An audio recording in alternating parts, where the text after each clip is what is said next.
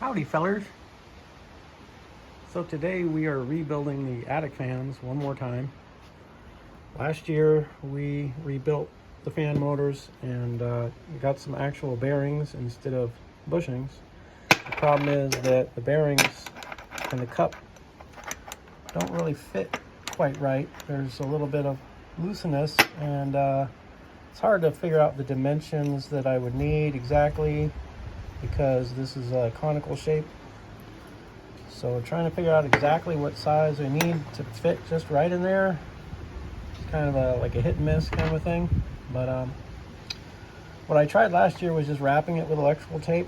I just went around and around on this thing about, I don't know, like 3.5 times. So I wrapped it 1, 2, 3.5, I think, somewhere there. And that seemed to work really good, and it lasted about, well, I've got 3 of these fans. I've got one over the garage, one over the middle of the roof, and one over the gable on the other end. And so the one over the garage failed, like, I think within 3 or 4 days, and then the one over the middle of the roof took about 2 or 3 weeks, I think. The one on the gable end is still working fine, so that one's still running, no problem. So I think on that one I did more wraps of tape. I think I did like 4.5 or 5 wraps. So I think the bearing's being held tighter, but eventually I think that's going to fail anyway, because all the glue, as it gets hot, I think it's just going to melt and kind of piss out. So I already rebuilt another one yesterday. I took and found some washers that were just the right size to press this forward so that it was all the way forward, so that would center it. That's the important part, is it needs to be centered. And then those washers happen to be thick enough to where it would sandwich real tight in the cup. It would sandwich really tight, so when I bolt it in there, it's squeezing on it and holding it perfectly in place, so there's no movement.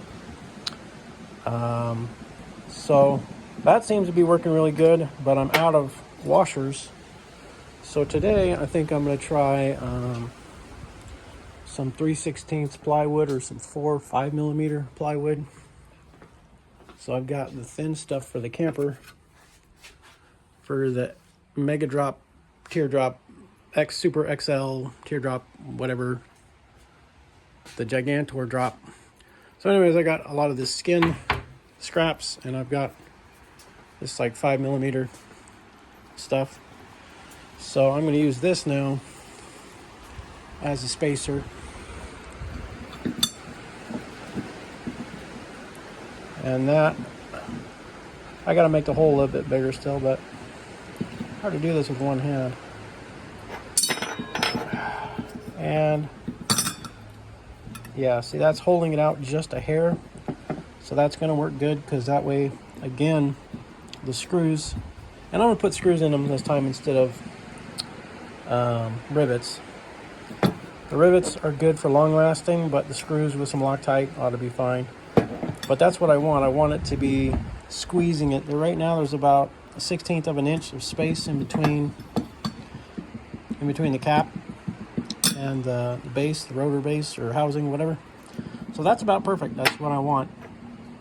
So I want the wood to hold it up, and then I have to take off all the spacers around the motor so that it free spins. It did work with the metal washers yesterday. So now today I just got to try it with the wood and see if that works better or worse. That is right about, even maybe a little thinner than the metal washers were. So we'll see how that goes, and obviously I'm going to make sure nothing is going to rub on the wood. I'm going to take out the center, because I don't want any metal rubbing on the wood over time. In a hot-ass attic, that's not a good idea. So we'll hog out some more of the center. So I just want just kind of an outer washer size to go around the outer part of the bearing, kind of around this area here. So we'll work on that, and we'll see how it goes this time around.